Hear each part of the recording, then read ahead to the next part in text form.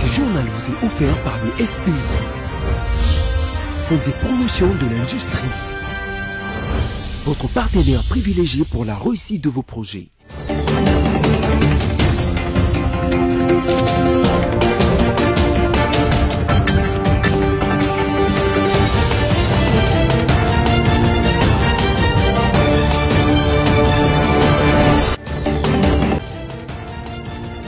Bonsoir à tous et bienvenue dans ce journal rétrospective de la semaine. Tout de suite le sommaire. Après une année à la tête de la SADC, Félix Tshisekedi a passé le bâton des commandements à son homologue angolais João Lourenço. C'était à l'issue du 43e sommet des chefs d'État et de gouvernement tenu à Luanda, capitale de la République d'Angola. Et puis, 12 miliciens Maï se sont rendus de leur propre chef aux forces armées de la RDC à Beni. Nous sommes dans la province du Nord Kivu. Cette information a été dévoilée par le capitaine Anthony Mwalushayi, porte-parole du secteur opérationnel Sakola 1 Grand Nord. Plus que 10 jours avant l'élection présidentielle au Gabon, pour la présidentielle, 19 candidats sont en lice, parmi eux Ali Bongo Ondimba qui brigue un 3e mandat alors que son état de santé fait beaucoup parler.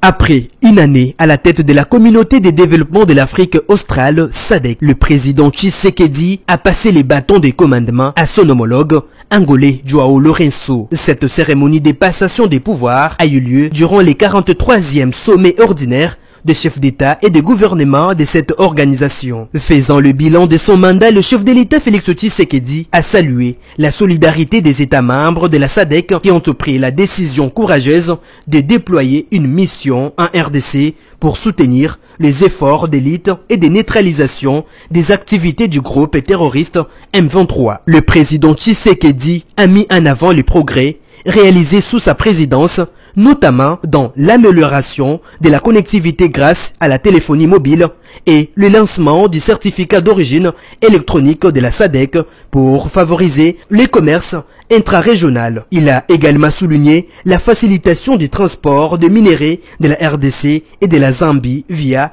les corridors logistiques angolais de Lobito. Félix Tshisekedi a exprimé sa conviction que les programmes de développement régional de la SADC continuera à progresser sous la direction de Lourenço. Il a cédé la présidence avec optimisme quant à l'avenir prometteur de l'organisation.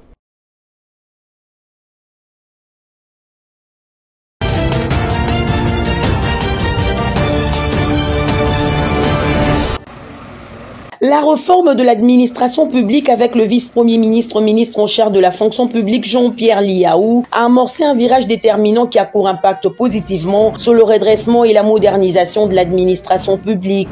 L'accélération de cette marche vers le progrès s'atteste avec les innovations mises en branle par le VPM Jean-Pierre Liaou pour la maîtrise des effectifs et de la masse salariale. C'est dans cette optique qu'il a procédé au lancement de l'opération d'identification biométrique des fonctionnaires de l'État de la province du Sud-Ubangi à Guémena, chef-lieu de cette entité territoriale. Lorsque l'on est dans ce genre de processus, tout le monde ne peut pas espérer, en ce compris les irréguliers, être écartés. Seuls ceux qui sont en nombre pourront espérer entrer dans le système. Il est hors de gestion de permettre à ce que certains agents, faute de présenter les éléments sollicités, ça donne à des actes de violence à l'endroit des agents identificateurs. Ce comportement ne sera pas toléré. L'évolution technologique favorise l'interactivité et l'interconnexion cas de l'innovation du portail numérique de la fonction publique. Et pour permettre la maîtrise de l'utilisation de ce portail numérique, le VPM s'est fait accompagner de l'expert en la matière Bob Boseko, qui a fait un exposé sur les détails de l'utilisation de cet outil informatique qui contribue à la dématérialisation de l'administration publique. Procédant à la vulgarisation de la loi sur le régime spécial de sécurité sociale des agents publics de l'État, couvert par la SENSAP, le VPM a posé un acte riche en symbolique en remettant la carte d'affiliation à la SENSAP à une enseignante qui a formé plusieurs générations durant 50 ans. Merci, ministre.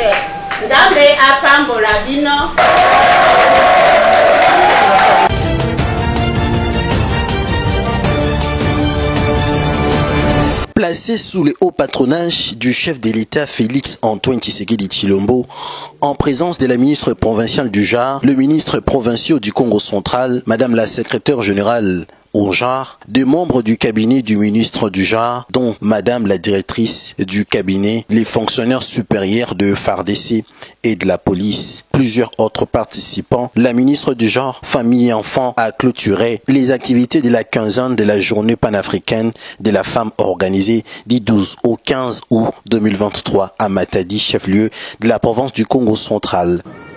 Cette journée n'était pas seulement une fête pour nous les femmes, mais plutôt une journée au cours de laquelle les femmes leaders d'Afrique, politiques, fonctionnaires, marchandes, maraîchères, ouvrières, bref, toutes les catégories, ainsi que les partenaires et les différentes couches de la population en général, vont évaluer les chemins parcourus et définir les violences basées sur les genres.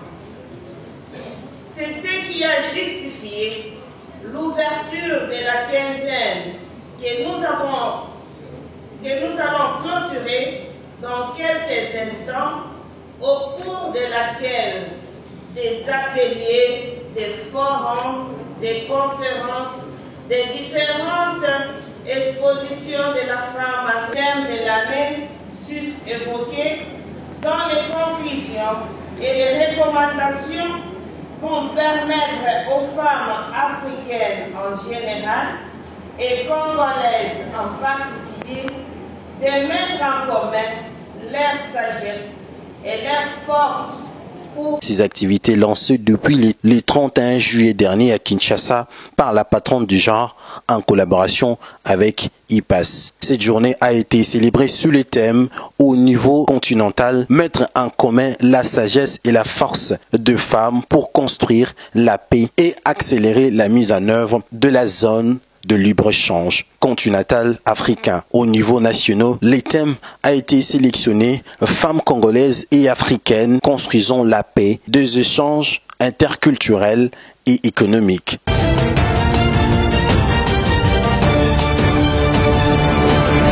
Vous savez que la table ronde qui vient de se terminer ou qui se termine ce mercredi à Kinshasa, c'était juste une formule pour essayer un peu de masquer l'échec de l'état de siège décrété au Nord Kivu et en Ituri.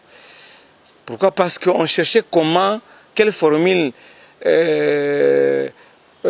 on peut adopter pour arriver à la levée de cet état de siège. Parce qu'il y a des gens qui se sont déjà prononcés sur les cas.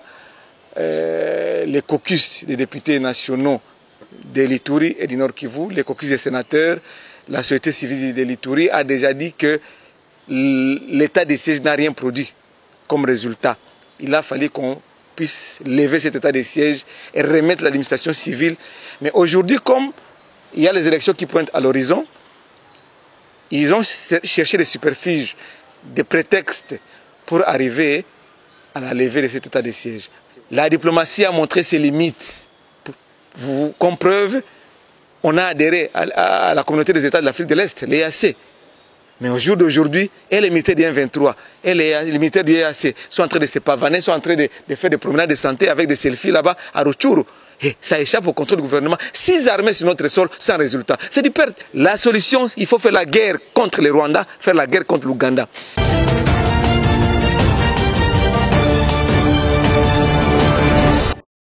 Le rapporteur de la Commission électorale nationale indépendante CENI, Patricia Nseya, a présidé une séance de travail avec le cadre et agent de l'antenne de l'ICACI dans le Haut-Katanga. Alors qu'elle était en partance pour Kalemi. Sur place, Patricia Nseya a donné des orientations sur quelques questions, notamment sur les questions de procédure pour l'opération et traitement des candidatures à la députation provinciale et aux élections municipales. Les rapporteurs s'est dirigé tout juste après vers l'entrepôt où sont stockés les dispositifs électroniques, des votes et autres matériels connexes. Dans cette ville, je suis en train d'aller dans une autre province. Nous avons voulu quand même voir comment ça se passe. Alors il était de notre devoir de venir non seulement encourager le BRTC et l'ICASI, mais aussi échanger avec eux sur certaines options à prendre pendant cette période de dépôt des candidatures pour la députation provinciale et le conseil communal.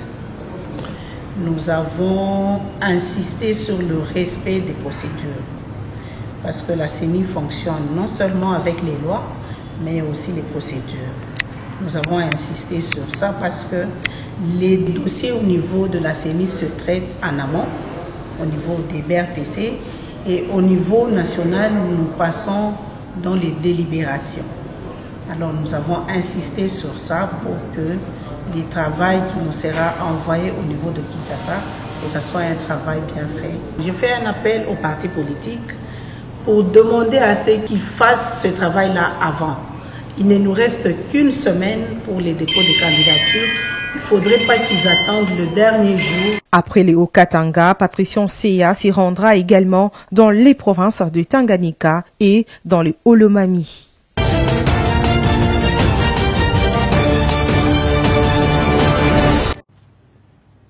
J'ai suivi le déroulement des activités de cet atelier et je me réjouis du fait que les différents thèmes qui couvrent les objectifs ont été traités avec beaucoup de sérieux dans les commissions.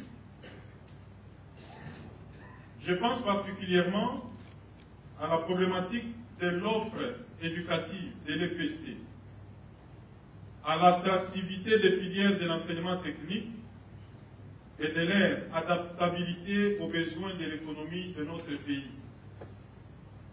La création des filières inexistantes, la problématique d'orientation scolaire, de l'enseignement technique et professionnel, surtout pour les filles, la disponibilité des programmes d'enseignement, des manuels scolaires et des matériels didactiques, la problématique de l'inadaptation de la formation emploi avec les besoins du marché, la problématique de la disponibilité des équipements nécessaires à un apprentissage de qualité dans les écoles techniques et professionnelles, de la formation et de l'encadrement des enseignants, des bureaux locaux ainsi que des matériels de bureaux.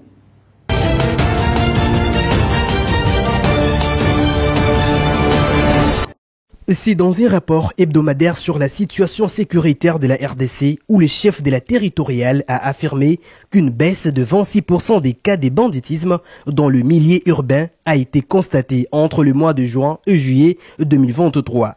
Lors de cette réunion du Conseil des ministres, le ministre de l'Intérieur, Sécurité et Affaires coutumières, Peter Kazadi, a donné le facteur explicatif de cette baisse, entre autres les opérations menées sur terrain par les éléments de la police nationale congolaise et surtout par les effets liés aux audiences foraines organisées par les procureurs généraux de la République près la Cour de cassation dans l'enceinte du ministère de l'Intérieur. En ce qui concerne l'éradication du phénomène Kuluna qui sème la terreur à Kinshasa, le vice-premier ministre de l'Intérieur a rappelé que le processus de recrutement de 13 000 nouveaux policiers s'inscrit également dans cette perspective. Défi pour la gouvernance sécuritaire en RDC en général et de Kinshasa en particulier, le ministre de l'Intérieur avait promis d'en finir dans un bref délai avec l'activisme de ces brigades devenues un casse-tête pour les populations civiles mais aussi pour les forces de l'ordre et les autorités urbaines.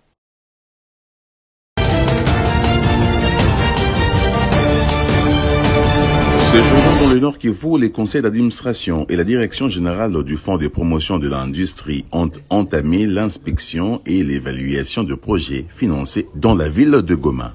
Parmi les projets financés et évalués dans la ville volcanique, on note Serena Hotel et la Maison Victoire, la société mère de la cimenterie Nyiragongo Cement. Serena Hotel et ses grands palaces de classe internationale de Goma qui a bénéficié d'un financement du FPI dans le cadre de l'appui à l'industrie hôtelière et touristique. Cet hôtel 5 étoiles a reçu du FPI un appui pour l'acquisition de plusieurs équipements pour le montage de sa chaîne de pâtisserie et boulangeries.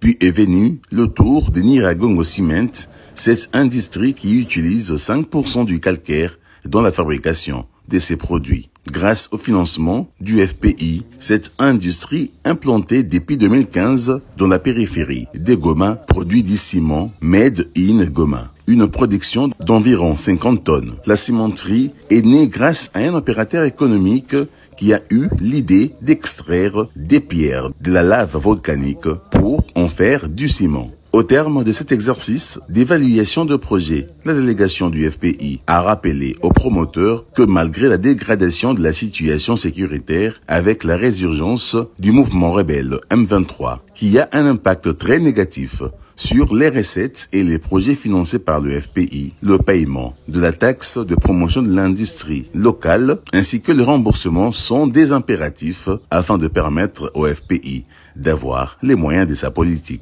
Nous sommes dans une région à haut risque, le Nord Kivu, où, comme vous le savez, il y a des guerres à répétition. Là, nous ne pouvons pas rester rigides dans le contrat que nous avons signé, mais nous restons flexibles aussi par rapport à tous ces éléments exogènes qui sont entrés en ligne de compte. Mais aussi, nous exigeons que les promoteurs, malgré des problèmes que les promoteurs ont connus, les problèmes de parcours qu'ils ont connus, que les promoteurs commencent à rembourser pour que nous voyions leur bonne foi. Et s'il faut revoir, tel que le DG l'a proposé tout à l'heure, nous pouvons revoir cet échéancier et commencer sur un nouvel départ. S'ils veulent nous garder dans le statu quo comme ils le font, parce que nous avons connu des problèmes qui nous ont freinés à commencer à rembourser, là, c'est pour cela que nous qualifions ça de mauvaise foi. Au-delà des visites, le directeur général du FPI, Berthamudimou Tshisekedi, a échangé en tête-à-tête avec d'autres promoteurs des projets ayant bénéficié des financements du FPI. C'est le cas de l'entreprise Prémédis qui produit des lots minérales dans le territoire de Rutshuru. Cet industriel alimente les Grands Kivu en eau minérale depuis des années. Aujourd'hui, Prémédis est à l'arrêt puisque se trouvant dans la zone occupée par la rébellion. L'entreprise ne sait actuellement remplir ses engagements vis-à-vis du FPI. Un autre promoteur qui a été reçu par le directeur général du FPI est celui de l'établissement La Confiance qui produit des matériaux de construction dans la ville de Goma. Ce promoteur a reconnu être confronté aux mêmes difficultés que son prédécesseur. Les deux industriels ont soumis à Berthamudimou Tshisekedi leurs préoccupations qui sont à considérer comme des cas de force majeure. Rappelant que dans la série des visites au Nord Kivu, la délégation du conseil d'administration et la direction générale du FPI a visité à Butembo une industrie qui sollicite un financement du FPI. Il s'agit de l'entreprise Tsongo Kasereka Tsokas.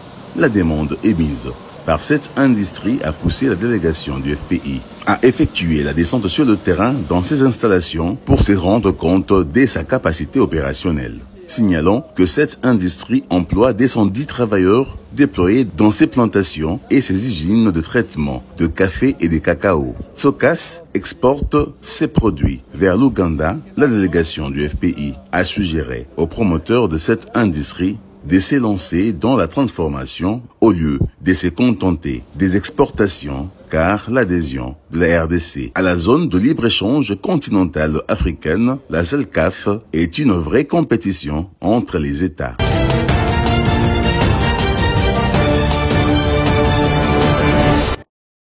Le management du Fonds de promotion de l'industrie FPI est dynamique, se comportant comme des vrais missionnaires au service de la République démocratique du Congo. La présidente du conseil d'administration, Vicky Katumwa Mukalayi, et le directeur général, Berthamudimou Tshisekedi, utilisent tous les moyens à leur disposition pour booster le secteur industriel. C'est ainsi que la délégation du FPI vient d'emprunter la voie lacustre et routière en quittant la ville de Goma pour atteindre la cité de Kiliba dans le territoire d'Uvira via Bukavu. Au terme d'un séjour d'une semaine, le point de chute de la mission de supervision et évaluation de projets financés dans cette partie est de la République a été la sucrerie de Kiliba, Souki. Sur place, la délégation du FPI a échangé avec les responsables de la Souki. Cette entreprise sollicite un nouveau financement du FPI pour booster cette fois-ci sa production. La demande de la Souki a retenu l'attention des dirigeants du FPI. Les deux parties ont tenu une réunion de planification, de clarification et d'harmonisation des vues. Le directeur général de la Souki, Rej Rudo, a expliqué au FPI les différentes étapes parcourues, les difficultés rencontrées, les avantages et les opportunités du projet. 1500 hectares de terrain sous culture de canne demande un investissement. Vous avez visité l'usine, c'est une usine qui a été inactive pendant plus de 25 ans. Aujourd'hui, avec toute cette machinerie qui existe là, ça demande une réhabilitation importante de toute la chaîne de production dans l'usine. Encore une fois, aujourd'hui, on est presque à la fin de cette réhabilitation. Donc, comment ça s'est passé? C'est toujours avec l'apport des fonds qu'on a reçus de l'FPI, avec l'apport de notre investisseur privé. Vicky Katouma et Bertha Moudimou, quoique séduits et intéressés par ce projet, ont à leur tour donné leur position quant au financement sollicité par la Souki. La procédure d'octroi des crédits et les exigences de l'inspection générale des finances doivent être respectées avant tout décaissement. Pour palper des doigts les réalités du terrain, la délégation du FPI a visité les plantations de canne à sucre de la Souki. Soucieuse du sort de travailleurs congolais, Vicky Katouma a pris langue avec la masse laborieuse qui lui a exprimé ses préoccupations concernant sa prise en charge. Au terme d'une inspection minutieuse qui a permis à la délégation de constater les résultats de la mise en œuvre de ce projet salvateur pour les territoires d'Ouvira, la PCA du FPI a exprimé sa satisfaction pour la renaissance de cette industrie qui s'inscrit dans l'objectif global poursuivi par l'institution afin d'appuyer les efforts de l'État congolais dans le développement des chaînes de valeur du secteur agro-industriel dans le cadre de la promotion de l'industrialisation du pays. Le souci du chef de l'État, c'est d'industrialiser le Congo et aussi le programme du gouvernement concernant l'industrie.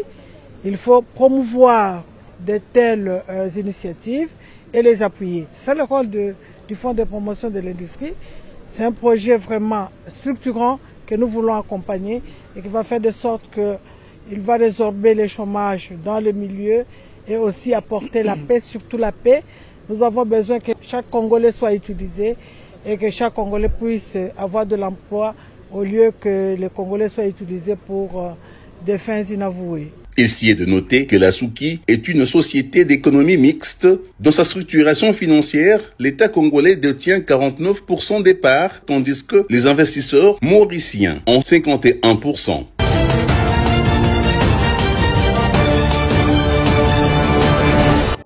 C'est la salle de banquet du gouvernorat de province qui a servi de cadre à cette séance de travail qui a mis autour d'une table les transporteurs de la SADC, du COMESA, de l'EAC et les décideurs ainsi que les experts du secteur de transport transfrontalier dans les Hauts-Katanga. L'objectif est de trouver des solutions durables au démêlé des camionneurs aux postes frontaliers. Ces discussions se tiennent au lendemain de la dernière mission du gouverneur Jacques Kabula Katoué en Afrique du Sud. L'agence sud-africaine du transport routier transfrontalier voudrait porter main forte à la République démocratique du Congo en général et à la province du Haut-Katanga en particulier dans la facilitation du transport transfrontalier, la lutte contre la fraude douanière et le décongestionnement du poste frontalier de Kasumbalesa en proie à des embouteillages spectaculaires. Dans son mot de circonstance, le président des camionneurs de la SADC a exprimé son vœu d'avoir des solutions à tous ces maux auxquels ses collègues font face. Avant de lancer les travaux, le gouverneur Jacques Kabula Katoué a invité les participants à faire des propositions pour des solutions permanentes à la décongestion du poste frontalier de Kasumbalesa. Vos cris de détresse, vos revendications, ainsi que vos propositions pour l'assouplissement des formalités d'import-export, tant à nos frontières que sur les parcours ainsi qu'à la livraison des marchandises. Vos préoccupations ont toujours fait l'objet de séances de travail à tous les niveaux du pays, mais aussi dans le cadre de rencontres bilatérales et multilatérales entre nos États. C'est ici pour moi l'occasion d'exprimer mes hommages les plus déférents à l'égard de son Excellence Félix Antoine Tshisekedi Tshilombo, président de la République et chef de l'État congolais, pour sa vision en matière d'intégration régionale. C'est aussi le moment de présenter à leurs excellences, Messieurs les présidents de République sœurs de la SADC, l'expression de mon confort respect. C'est ainsi que j'attends de vous des propositions concrètes qui seront examinées et exécutées dans le respect des textes et lois du pays. C'est sur ces vœux qui nous sont par ailleurs communs que je déclare ouverts les travaux des assises des associations de transporteurs de la SADC et du COMESA. Pour rappel, durant ces 4 derniers mois, le gouverneur Jacques Kaboula Katoué a effectué 3 à 4 descentes sur terrain au poste frontalier de Kasumbalesa pour non seulement tirer au clair le fonctionnement des services douaniers, mais aussi supprimer les barrières illégales érigées tout au long de la route Lubumbashi-Kasumbalesa.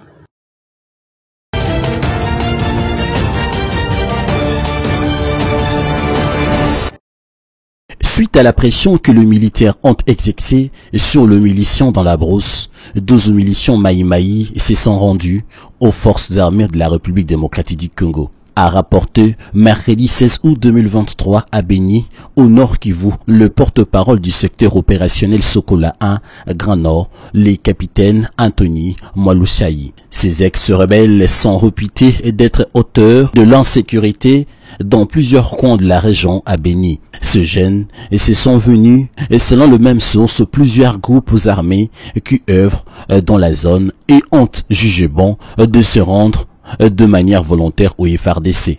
Cependant, ces derniers ont été remis aux responsables du programme de développement, démobilisation, relèvement communautaire PDDRCS Antenne Beni. Le responsable de PDDRCS Antenne Beni a salué le courage manifesté par ces jeunes hommes avant d'appeler d'autres groupes rebelles de déposer les armes pour faciliter les retours de la paix dans la zone.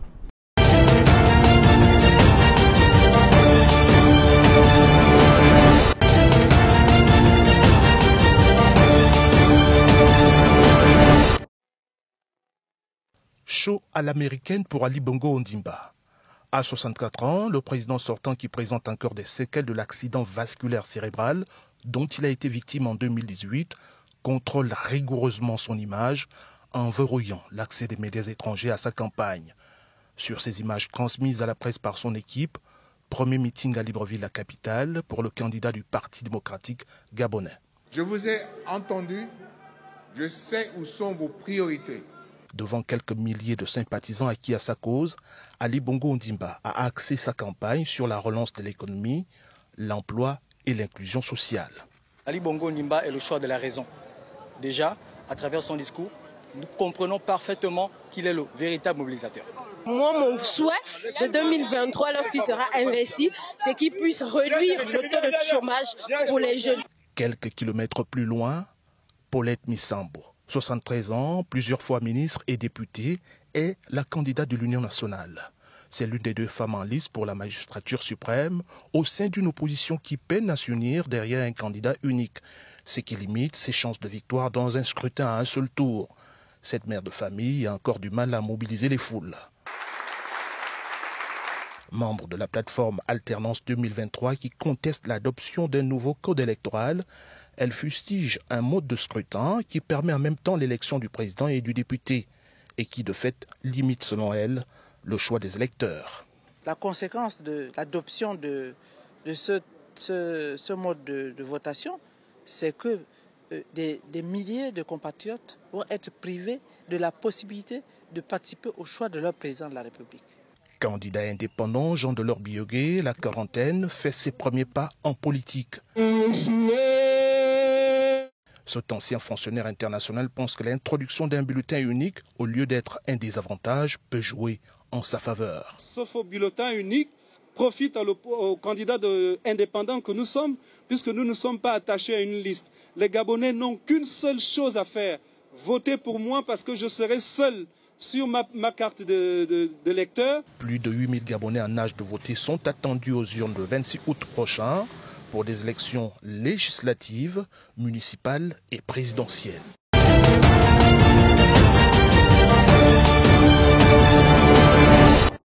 Le stade de Martyrs de Kinshasa a été autorisé par la Confédération africaine des footballs d'abriter les rencontres internationales.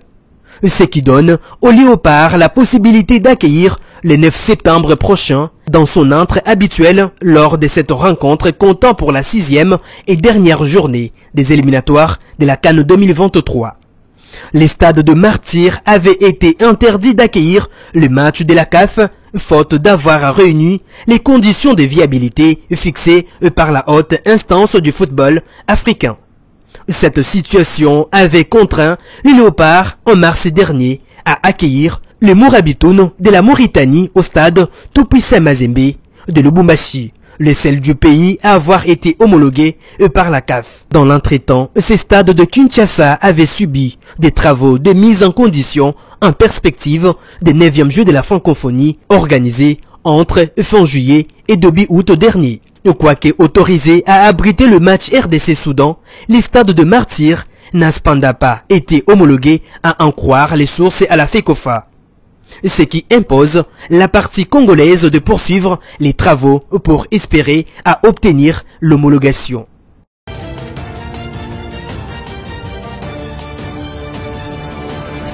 Place à présent au rappel des principaux titres.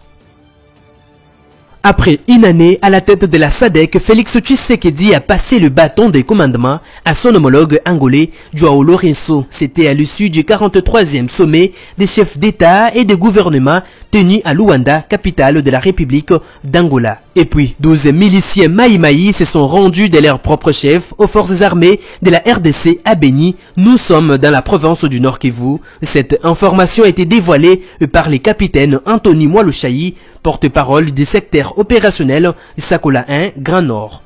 Plus que 10 jours avant l'élection présidentielle au Gabon, pour la présidentielle, 19 candidats sont en lice, parmi eux Ali Bongo Ondimba qui brigue un 3e mandat alors que son état de santé fait beaucoup parler. Mesdames, Messieurs, ce journal est complètement terminé. Merci de l'avoir suivi. Entre-temps, portez-vous bien.